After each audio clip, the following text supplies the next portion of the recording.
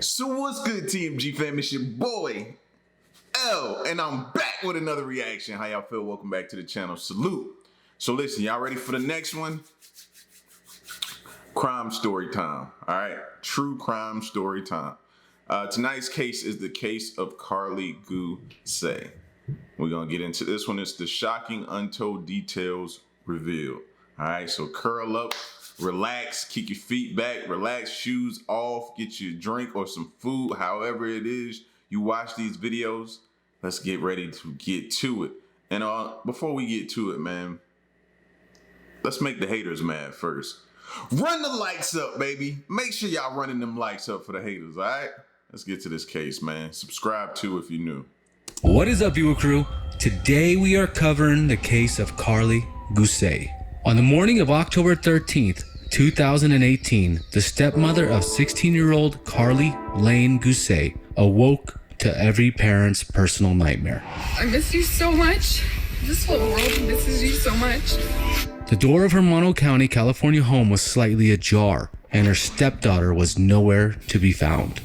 Karlie Lane Guse was never seen again. She completely vanished without a trace.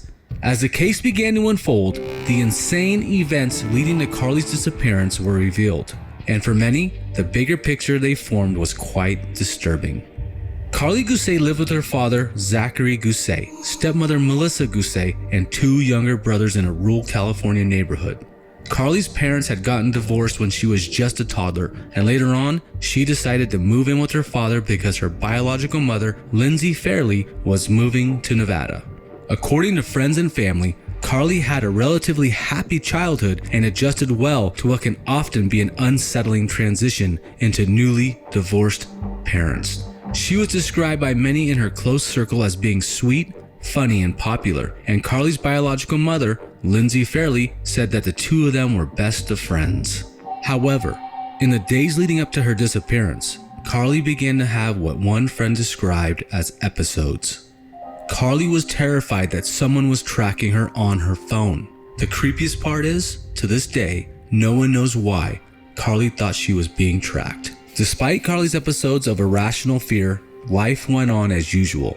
On the evening of Friday, October 12, 2018, she asked her parents if she could go to her high school's football game. They agreed. However, Karlie never made it to the game. Instead, she ended up going to a house party with her boyfriend, Donald, the last time she would ever see him. This is where things start to take an extremely bizarre turn. Something about Karlie that night seemed very, very wrong. Something at the party horrified Karlie, leading into a disastrous night before her disappearance.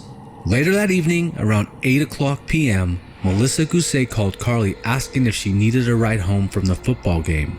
At first, Karlie answered no, and that she would get a ride home from her boyfriend. My daughter said at that moment, she said, "I'm just going to get a ride home with Donald." But just a short while later, things took a dramatic turn. As everyone else was having a fine time at the party, Karlie began to panic. She became frantic and impossible to console. Donald stated, quote, "She got scared of the music. She got scared of me," unquote. Something terrified Karlie so much that night, she no longer cared about pretending she was at her high school's football game. Karlie called her stepmother less than an hour later and asked if she would come pick her up from the trailer park, saying, quote, "Never mind, hurry up, I changed my mind, come get me. I'm booking it down Dixon Lane, hurry, hurry, hurry, I'm scared." All right, so that kind of rules out the stepmom a little bit. I don't want to completely rule her out. All right, so now I'm looking at the parents. You know, maybe we need to look more into the divorce. Somebody stalking her on her phone. I can't get that out of my head. You know what I mean? What could that be? Like, it's so many moving pieces in this case that you don't even know where to kind of throw darts at to begin. Karlie called to Melissa and said, "Never mind, hurry up, I changed my mind, come get me. I'm booking it down Dixon Lane. Hurry, hurry, I'm scared." Melissa immediately agreed, and Karlie came clean about having gone to a party instead of a football game. On her way to get Karlie, Melissa Guse recalled that her stepdaughter did not want to get off the phone and that she was extremely adamant about wanting to be picked up immediately. But when Melissa arrived at the trailer park that night, Karlie was nowhere to be seen. She continued driving around searching for Karlie. That's when she spotted a faint light coming straight for her. Guided by the light of her cell phone, Karlie was frantically making a beeline for Melissa's car in the pitch darkness. In a state of complete hysteria, Karlie jumped into the back seat. According to Melissa, quote, she was really pale, looked like a ghost, her pupils were really dilated, unquote. Even though Karlie was now safe in the car and far away from whatever had sent her into a state of alarm, she was still panicking. She kept jumping from seat to seat, worrying that somehow the car would kill her, and repeating over and over again how scared she was. Melissa Guse later informed police that her stepdaughter had admitted to smoking a substance at the party she had attended, and that she seemed excessively paranoid and on edge, even after she returned back home. At one point, it took Melissa almost 15 minutes to calm Karlie down, but she had refrained from taking her to the hospital because she did not feel that Karlie was in immediate physical danger. Melissa believed Karlie was just having a bad reaction to something she had taken at the party. But this was just the beginning of Karlie's distressing breakdown. Safe back at home, Melissa. She could have got up the next morning and see, that's why you gotta take them, man. When they exhibiting stuff like that, it's signs of just going crazy off of something they could have taken. Take them to the emergency room. Because let's say if the next day is the day that she woke up and she was gone, she could have been still high off something and traveled out there, man. Got in the woods, got lost, got eaten by something, got hit by a car. Somebody picked her up, and then she's in some strange dude's vehicle because she was delirious. Anything could have possibly happened. You know what I'm saying? I know for me, I probably wouldn't have slept that night for trying to keep my eyes on her to make sure she was all right. Like, bro, this story is already throwing me for like a whirlwind already. This was just the beginning of Karlie's distressing breakdown. Safe back at home, Melissa and Zachary Guse both claim that Karlie was continuing to act very erratically. According to Zachary, he had gotten home from work and had a couple of beers when Melissa and Karlie showed up. He said that his daughter would huddle in the corner and act almost afraid of her parents one minute, and then the next she would be telling them how much she loved them. He also explained that she was particularly afraid of her phone and her parents being around her. Melissa and Zachary kept asking Karlie what was wrong, but she kept telling them she didn't know. She begged Melissa to spend the night with her, wanting to paint her toenails, color, and read the Bible. In between her odd requests, Karlie's mental state was a complete roller coaster, up and down every few minutes. She would regain her senses one moment to fall back into a state of complete and utter paranoia. At one point in the night, after dealing with Karlie's non-stop erratic behavior, Melissa took out her cell phone to secretly record Karlie with the intention of showing her the following morning. She figured this would be an important lesson, show Karlie how she behaved while she was under the influence. Karlie had already gotten suspended from school for a month for her use of this particular substance and had to attend counseling on school campus. Although these two secretly recorded videos have not been released to the public, multiple accounts describe the footage as a short clip of Karlie repeatedly saying that she is scared but doesn't know why. However, once Karlie's private investigators got their hands on this footage and showed her biological mother, Lindsay Fairley, her mother claimed that the footage told a very different, extremely disturbing story. According to Lindsay, Karlie was begging Melissa to call 911, but she continued refusing to do so. Melissa counteracted this later on, stating that one video captured Karlie asking, "If something were to happen, would you call 911?" And Melissa answered, "Of course." Fox News was granted permission to listen to one of the two recordings, revealing more of Karlie's fragile mental state that night, and it's pretty chilling. According to Fox, Now I gotta ask y'all right now because I'm not feeling like somebody did something to her. I'm feeling like she could have either done something to herself, committed suicide, a person being that paranoid, that scared, that apprehensive, that just all over the place, they can really take their own life. Like, I'm really not getting, and that's not to say it's not the case yet, because I don't know what happens to her, but she could have possibly taken her own life, bro. Start hearing voices in your head, then you start communicating with the voices in your head, then the voices in your head telling you to do something to yourself. Karlie's shaking voice conveyed deep angst, saying she didn't want to sleep in case she was killed and asking Melissa to call 911 if needed. The teary teen apologized and allegedly continued in something of a panic mode, littered with I love yous and hi, talking to her stepmom, who appeared to have been calmly talking her down until after 3 a.m. Those I love yous would have scared me. That would have scared me.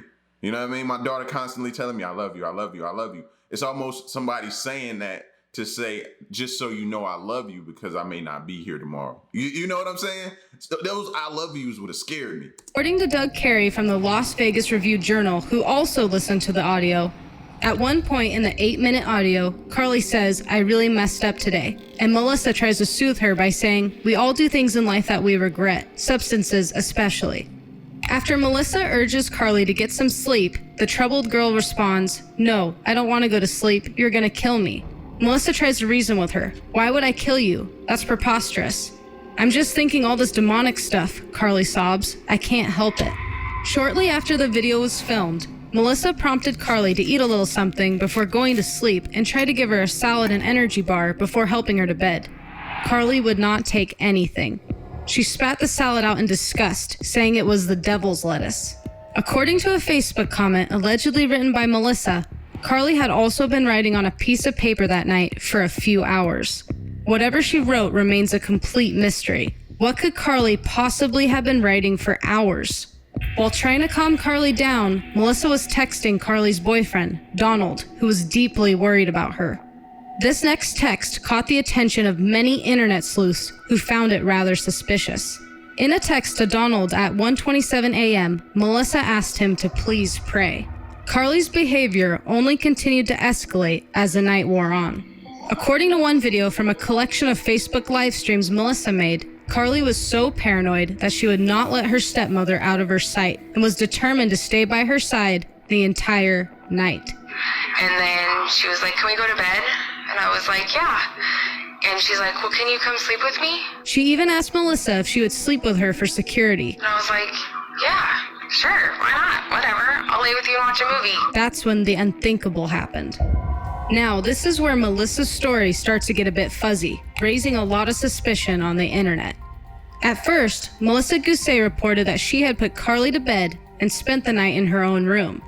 When she then went to check on Karlie and her brothers around 5:45 a.m., she found everyone present and nothing was out of the ordinary, until she checked again around 7:45 a.m. and Karlie was missing.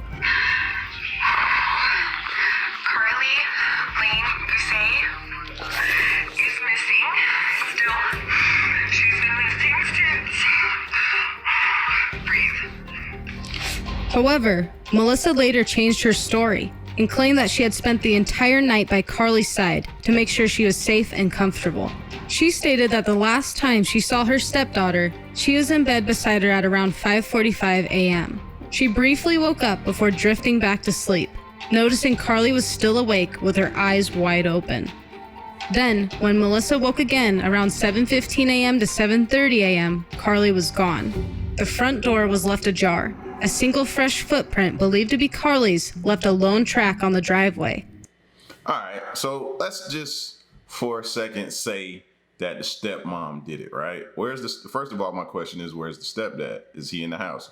He had a couple beers when he came home. Didn't sound like he stayed and where was he when all of this was going on? Like, did he just let the stepmom handle it?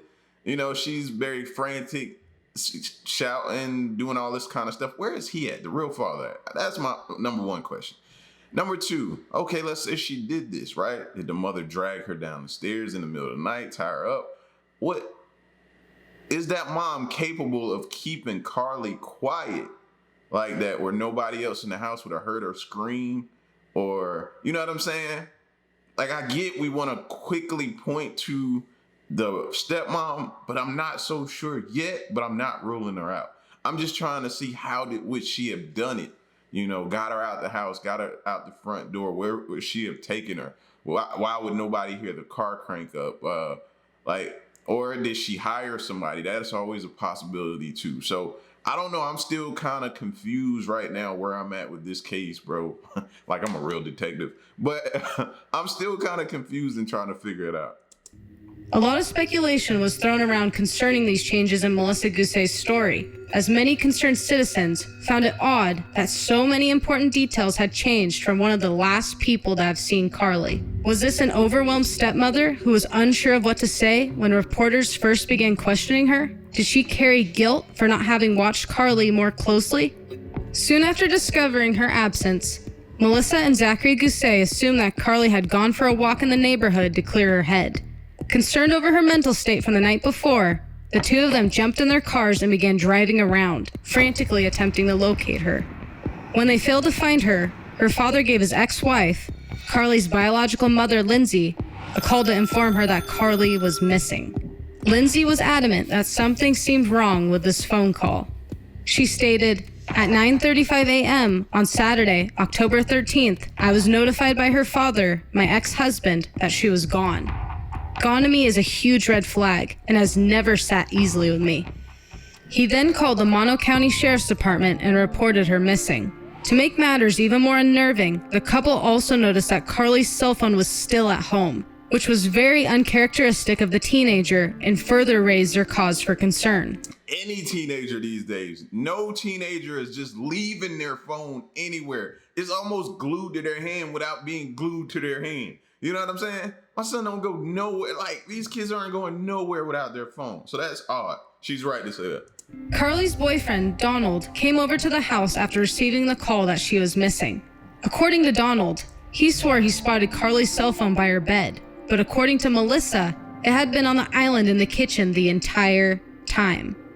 Once the police began their investigation of Karlie's disappearance, they uncovered 3 separate witnesses who claimed to have seen someone matching her description walking throughout her neighborhood early on the morning of her disappearance. According to Mono County sheriffs, the witnesses are very credible and they have no reason to doubt them. They are very credible witnesses. We have no reason to doubt them. 2 of the witnesses, the first 2, knew Karlie and had seen her before. So we do not have any reason to question their credibility. The first 2 witnesses actually knew Karlie and they had seen her before. They have no reason to question their credibility. One witness was an educator, another a retired law enforcement, and the final witness was a wooder. Richard Eddy, who lived just down the street from the Guses, was unwinding in his jacuzzi hot tub sipping a hot cup of coffee when he spotted a girl with long hair walking. Don't that sound like wealth? Just unwinding, in my jacuzzi, drinking a cup. Sounds like wealth, don't it? My bad. Back to the story. By at about 6:30 a.m. to 6:45 a.m. But something just didn't seem right about the girl he saw. He stated, quote, "She was looking up, looking around at the sky," unquote, with a piece of paper in her hands. He said, quote, "It was kind of unusual. We don't have a lot of kids out walking." Another witness, Kenneth Dutton, who lived just down the street and around the corner from the Guses, claims he saw Karlie walking by that morning as well, also holding a piece of paper in her hands. It has been speculated by Karlie's family that the piece of paper was for the counseling sessions Karlie had been attending prior to her disappearance. Melissa indicated in an interview with Dateline that the third final witness, the wooder, told her they had seen someone who looked like Karlie at the corner of Highway 6, around a mile away from her family home, mysteriously standing on the inside of a barbed wire fence at around 7 a.m. to 7:30 a.m. Melissa's accounts of the clothing Karlie was wearing when she vanished also raised many eyebrows. She first reported that Karlie was last seen wearing a white t-shirt and skinny jeans, but once the eyewitness accounts surfaced, some believe that she seemed to, yet again, change a piece of her story. She then claimed Karlie had actually been wearing gray sweatpants. This was a description that many speculated conveniently matched those who believed they saw her walking throughout the neighborhood. She later stated on Nancy Grace's podcast that the actual last time she saw Karlie, she was wearing a t-shirt and undergarments. She didn't know if gray sweatpants or skinny jeans were missing from Karlie's wardrobe, explaining that she had too many clothes to tell. Despite the reported sightings and massive search efforts to find Karlie using scent dogs and helicopters, the wandering 16-year-old girl is still missing almost a year and a half later. Over time, news of this case went viral. Thousands of people nationwide joined Facebook groups such as Bring Karlie Home and Justice for Karlie Guse in hopes of finding some piece of information that would be the turning point in her disappearance. But in October of 2019, a detective at the Mono County Sheriff's Department stated, "We are no closer to finding Karlie." Meanwhile, the groups dedicated to bringing Karlie home descended into drama, viciously turning on each other. People have primarily joined two different sides with two very different stories theorizing what happened to Karlie Guse. These two camps have been embroiled in a deeply personal battle with accusations of doxing and harassment flying from both sides. Both sides also cite sources and information surrounding Karlie's disappearance that we can't independently verify. Leave it to social media, bro. You know, social media are gonna figure it out. They're gonna find out. They're gonna get to the bottom of things, bro. They're gonna solve the case. We're going to go over it all now so you could decide. Now, let's get into camp number 1. One of the darkest and more recurrent theories surrounding Karlie's disappearance places Melissa Guse at the center of the case. This is also the group that Karlie's biological mother, Lindsay, is firmly sided on. Thousands of comments from Reddit users have examined the possibility that perhaps Melissa accidentally caused Karlie's death by poorly handling her reaction to substances at the party and ultimately scrambled to find a way to cover her tracks. The evidence they used to support this. Well, my question would be was the mom contacted when she was having these episodes? I know they contacted her the next morning whenever the morning that they went out and searched for and declared she was missing. Did they contact her throughout the episodes that she was having? If my daughter is going through something, I don't care if me and my wife are divorced, I still need to know what's going on with my daughter. So I can't remember if they said she was contacted or not. That would be my thing. Then I would be looking again at her father. Where were you? What were you doing? Questions, valid questions that I need answered. You get what I'm saying? This theory is heavily rooted in the fact that Melissa changed multiple aspects of the story she gave. There's no need for negativity. A lot of people are bashing, and I don't care, whatever. You're that kind of person. You don't know me. You don't know what I'm going through. You don't know what we're going through. Now, this next detail sent red flags up in the minds of many. There were claims Melissa suspiciously had detail work done on her car immediately following her stepdaughter's disappearance, leading into even more theories. I drove my Corolla out in the boonies over boulders. Since Melissa and Zachary first searched for Karlie in their own vehicles, could Melissa have accidentally hit and fatally injured her stepdaughter and covered it up? Additional comments around this theory zero in on the stepmother's somewhat shifty behavior during her Facebook Live videos. Those skeptical of Melissa describe her eyes constantly darting around screen as she films herself, giving often changing information to her followers about her stepdaughter's disappearance. They claim Melissa has rarely questioned where Karlie might have ended up, and has never made any video begging someone to come forward or speaking directly to the teen to come home herself. Skeptics asked, does this mean she knows this outcome would be impossible, or is she simply attempting to manage her grief? In fact, as it turns out, Melissa and Zachary did speak directly to Karlie at Mono County Sheriff's press conference on October 11th, 2019. Hi, Karlie. Hi, Carvar. I hope you're watching this. I miss you so much. In addition, Lindsay, Karlie's biological mother, claimed she heard the audio captured the night before Karlie vanished. According to Lindsay, at the end of the audio, there was some sort of scuffle. Alarmed, Lindsay asked what happened at the end, and Melissa allegedly just walked away. Lindsay also wrote an accusatory post on Facebook in which she described Zach saying, "At least you have an alibi, Lindsay. You're in Nevada." A quick browser on Facebook pulls up a couple of people who have gotten so invested in this theory to the point that it seems almost a bit creepy. One Facebook user posted that they heard from multiple people that Melissa and Zachary had pulled Karlie's two younger brothers from school, with someone chiming in, "Has anyone talked to any of the teachers?" Now let's get into the second camp. Believing Melissa's changing stories aren't as big of a deal as some claim, camp number 2 points to a few different theories. They also cite disturbing alleged clues leading up to Karlie's disappearance that haven't been mentioned anywhere else. According to some posts, Karlie called a certain hotline that we can't say because of YouTube TOS, but it's for people who feel like taking their own life, just weeks before vanishing, and had a tumultuous relationship with her boyfriend, Donald. She also had a counselor at the local medical center. According to the Charlie Project, Karlie's final text to her boyfriend at 10:15 p.m. claimed that the substance she smoked had been laced. Perhaps Karlie was still experiencing intense paranoia and erratic behavior from the night before. Maybe she simply wandered off into the desert surrounding her rural neighborhood and fell victim to the harsh environment.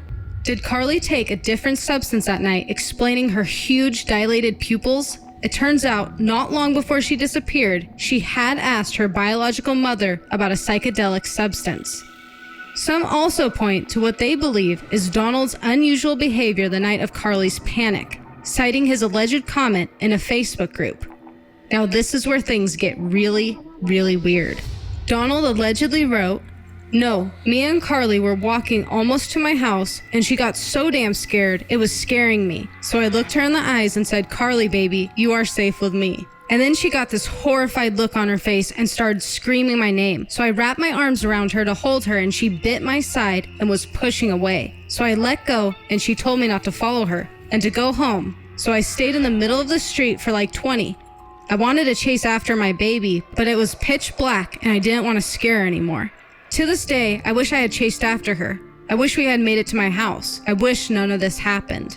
And if that wasn't strange enough, Donald also stated on Facebook about 10 days after Karlie vanished that there was no party the night before she disappeared. According to Donald's Facebook posts, he said, quote, "No party. Karlie got picked up on the way to my house." He also said, quote, "Me nor Karlie have been to any parties. And no, I wasn't at any party the next damn night." This completely conflicts. Now I'm totally confused right now. What's going on, bro? It's so many ways or so many different outcomes that this story.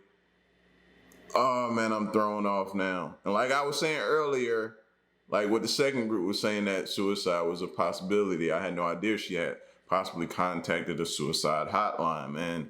Like, this is sad. This is super sad. This is crazy. My head is like spinning right now everywhere. Conflicts with many news articles, including NBC News, which states, according to her mother Lindsay, Karlie's boyfriend, Donald, would later say that, after hanging out with friends for a while, Karlie started not to feel well and wanted to leave the party. In a private conversation that was shared on Facebook, Donald allegedly stated the following as well. "Me and Karlie did smoke. It was at my friend's house. At like 7 p.m., not a party. She got very scared, so we started walking back to my house. Karlie got scared and ran from me and called Melissa. That was the last time I saw her. She got scared of me and started screaming my name and then pushed me away and told me not to come near her and stay away. And that is when she called Melissa and started running. I tried to hold her and calm her down." Now let's cover some more theories. She didn't want to be around you because you probably laced her whatever y'all was smoking. You probably laced it, bruh. And she looking at you like, you know what I'm saying? Possibility for the whereabouts of Karlie Guse point to the many travelers that frequent the highway she was potentially seen walking near. Commenters on many of the Facebook pages dedicated to Karlie's return have shared local knowledge of the fact that truck drivers frequent this highway for early morning routes. They speculate that she could have possibly been picked up by someone who had evil intentions of kidnapping young girls. Police were able to uncover what they believe to be Karlie's footprints along the highway, but no viable path could be followed from what was found. If Karlie had been suffering a continued bad experience from substance usage from the party the night before, she could have very easily fallen victim to someone passing by while still being in a confused mental state, only standing 5 feet 7 inches and weighing just 115 pounds. Although search parties have scoured the area surrounding her home and the highway to no avail, maybe she slipped and fell in a ravine and was unable to find her way back home. Regardless of how she happened to disappear from her bed a year and a half ago, the nation will continue to wait and watch in hopes of some clue manifesting to lead to Karlie Guse's whereabouts. If you enjoyed this video, be sure to hit the like button and subscribe. First and foremost, prayers to the family, man. We always got to send prayers to the family. I hope they're provided with closure at some point, man. Prayers to Karlie, man. Hopefully she's still alive wherever she is. And yeah, man, this one here, bro. This one here. Like, is it the stepmom? Is it the boyfriend? Was the father involved? Where was he? He didn't do a lot of talking. For somebody whose daughter is missing, bro. Like, the stepmom's on social media more than you are. And why is she on social media so much? Get off of social media, bro. Like, it's so much wrong with this case, fam. So much wrong with the case. The cops, did y'all, when y'all heard that part about stepmom's car, did y'all go back and investigate and search the car and take DNA samples, look for different things in the car? Because just because somebody takes their car to get detailed doesn't mean they did the best job of getting rid of all the evidence. You know what I'm saying? It could still be something in there, a clue or something, man. How good of a thorough investigation did they do? Like, it's so many questions and so many just things, ways or people this could point towards, man. It's insane. I never seen nothing like this before in my life. Sad. Sad, definitely sad. Y'all get at me in the comment section, man.